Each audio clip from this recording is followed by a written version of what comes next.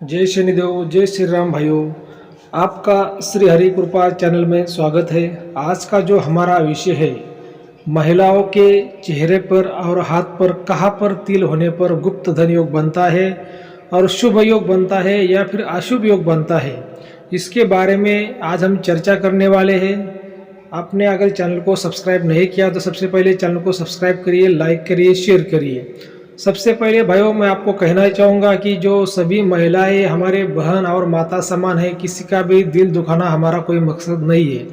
जो सामुद्रिक शास्त्र है उसमें तिल के बारे में बताया गया है कि कहाँ पर तिल होता है तो शुभ माना गया है, धन का योग माना गया है, गुप्त धन का योग माना गया है, पैसे का योग माना गया है।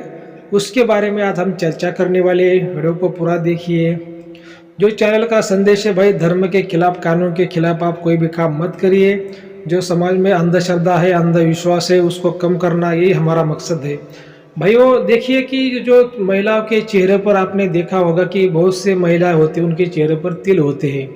अब बहुत से महिलाओं का ये कहना होता है कि गुरुजी ये जो तिल होते हैं अच्छे नहीं दिखते, अच्छे नहीं लगते, लेकिन वो तिल का भी रहस्य होता है। जो आपके चेहरे पर जो तिल आया है उसका भी रहस्य है।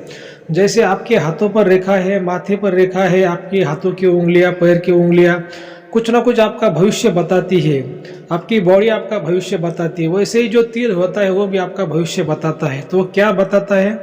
तो तिल को जो राहु है, 9 ग्रहों में जो राहु देवता है, दैत्य सेनापति, उससे जोड़ा गया है। और ये जो तिल क्या करता है कि गुप्त धन का योग पैदा करता है। तिल यानी राहु ग्रह देव। तो राहु गुप्त धन का कारक होता है, व्यक्ति को गुप्त धन दिलाता है, अचानक से अमीर बनाता है। तो इसी वजह से तिल से भी गुप्त धन योग बनता है कि हम पहचान सकते हैं कि भाई हमारे जीवन में ऐसा कोई योग है क्या। अभी गुप्त धन किसे कहते हैं कि भाई अचानक से मिलने वाला पैसा, विरासत में मिलने वाला पैसा, बिना काम किसे मिलने वाला पैसा, एकदम से मिलने वाला पैसा, या फिर जमीन का कोई गड़ा धन हो, या फिर कुछ महंगी चीज हो। मतलब जो पैसा हमें बिना मेहनत से मिलता है, बिना कर्म के मिलता है, उसको कहते हैं गुप्त धन योग। तो ये तिल का जो रहस्य अभी मैं आपको बताने जा रहा हूँ, थोड़ा ध्यान से सुनिए। मान लीजिए कि किसी महिला के जो भुया होती है, आपने देखी, आपने जो 2 आंखें होती है उसके ऊपर जो अपनी भुया होती है, तो किसी के भुया पर तिल है, या फिर किसी महिला के नाक पर तिल है, या फिर किसी के गाल पर तिल है, या फिर किसी के होठ पर तिल है, या फिर किसी के हाथों के बीचों बीच तिल है, तो उसको गुप्त धन योग कहते हैं। ठीक है। अभी तिल होने से गुप्त धन योग तो बन गया है, लेकिन अभी ये गुप्त धन योग शुभ है या फिर अशुभ है, कितना परसेंट सच्चा है, कितना परसेंट बुरा है, आपको लाभ देगा या फिर हानि करेगा, ये भी बातों को देखना होता है। अभी शुभ गुप्त धन योग का मतलब क्या होता है कि ये जो तिल का जो योग है ये आपको अमीर जरूर बनाएगा, आपका नुकसान नहीं कराएगा। लेकिन अशुभ योग का क्या मतलब होता है कि वो पहले क्या करता है, आपको बहुत परेशान करता है, आपकी धन हानि करता है, आपका नुकसान करता है, और को कुछ पाने के बाद क्या बोलते हैं ना, कुछ पाने के लिए कुछ खोना पड़ता है, तो उसके बाद फिर वो आपको सफलता देता है। मतलब आधा अच्छा आधा बुरा, तो उसको अशुभ योग कहते हैं।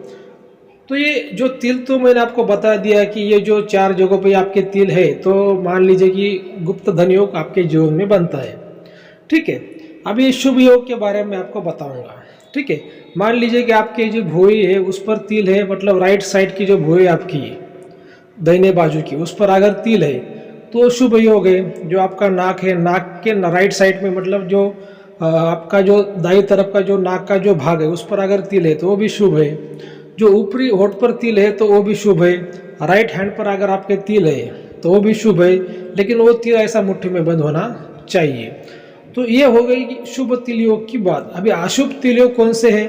तो जो लेफ्ट साइड में तिल है, भुयों पर या पर नाक हो, या फिर आपके गाल हो, या फिर आपका निचला होठ हो उस पर तिल है, या फिर आपका जो बाया हाथ है उस पर तिल है, तो अशुभ योग है। ठीक है। अशुभ योग का मतलब आपका पूरा ही नुकसान होगा ऐसी बात नहीं, आपका फायदा भी होगा, लेकिन क्या है कि नुकसान भी होगा। इसमें सावधानियां, जो सावधान होते हैं, जो हमें कुछ रिस्क होती है वो ज़्यादा उठानी नहीं पड़ती। तो ये बातों को समझने के लिए गुरु का भी आवश्यकता होना चाहिए, गुरु की सलाह भी होनी चाहिए, गुरु भी करना चाहिए। देखिए अभी जो हम वीडियो बनाते हैं इसका क्या मतलब होता है, कॉमनली जानकारी होती है, किसी की पर्सनली जानकारी नहीं होती, ये सभी के लिए जानकारी होती है, कॉमन जानकारी होती है। और अगर आपको पर्सनल खुद की जानकारी चाहिए तो आप हमारे दिए गए नंबर पर हमें व्हाट्सएप कर सकते हैं, कॉल भी कर सकते हैं, लेकिन जो हमारी फीस है वो लागू रहेगी, जो आपकी खुद की पर्सनल जानकारी आपको दी जाएगी। लेकिन जो मैंने आपको जानकारी देने की कोशिश की, मुझे तो लगता है कि आप समझ गए होंगे कि भाई तिल होने से धन का योग बनता है, कहाँ पर तिल होने से अशुभ योग बनता है, कहाँ पर तिल होने से शुभ योग बनता है। और देखिए इसका आप बोलोगे गुरुजी अभी तिल तो है, शुभ योग पर तिल है, जहाँ पे आपने कहा वहाँ पर है, लेकिन फायदा मुझे कब मिलेगा। अब ये जो बातें होती है कि इसको जो हमारे जीवन में जब जो दशाएं चलती है नौ ग्रहों की, जब आपके जीवन में राहु की दशाएं आएगी तब क्या होगा कि आपको इस चीज़ का आपको लाभ मिलेगा। तो कैसे मिल सकता है, तो जैसे मैंने कहा कि बिना मेहनत का पैसा, तो शेयर सट्टा लॉटरी कैसे भी विरासत में प्रॉपर्टी जमीन से गड़ा धन कैसे भी आपको वो लाभ मिल सकता है। मतलब बिना काम का वो लाभ है लेकिन योग तो आएगा, लेकिन आप उस योग को समझना भी चाहिए। नहीं तो कहीं कहीं क्या हो जाता भाई, योग तो आता है लेकिन चला जाता है, लोग तो समझ नहीं पाते।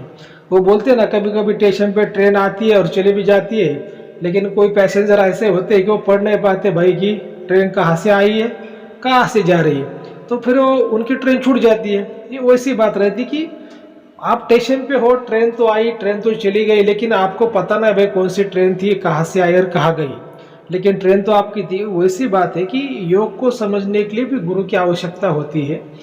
जो वीडियो में जानकारी होती है वो सभी के लिए कॉमन जानकारी होती है, खुद की जानकारी लेके जो आप अगर आपको चाहिए तो गुरु के सानिध्य में जाना चाहिए, गुरु की सलाह लेनी चाहिए। ठीक है, आपको अगर ये वीडियो अच्छा लगा है तो अपने चैनल को सब्सक्राइब करिए, लाइक करिए, शेयर करिए। जय शनिदेव, जय श्री राम।